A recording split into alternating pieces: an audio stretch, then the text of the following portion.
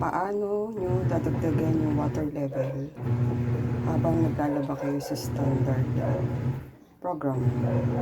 So, pipindutin nyo yung water level. So, ayun yung 5. Level ng tubig 5. Maximum is 8. So, stop natin. Tingnan natin kung gaano karami yung tubig. Yan.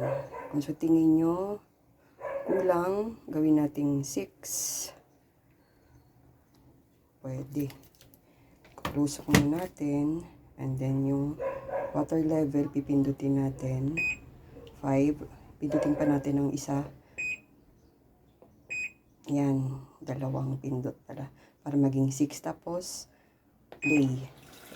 Magdadagdag na siya ng tubig. Ayan. Ganyan ang gagawin kapag gusto nyo dagdagan yung water level. Okay, thank you.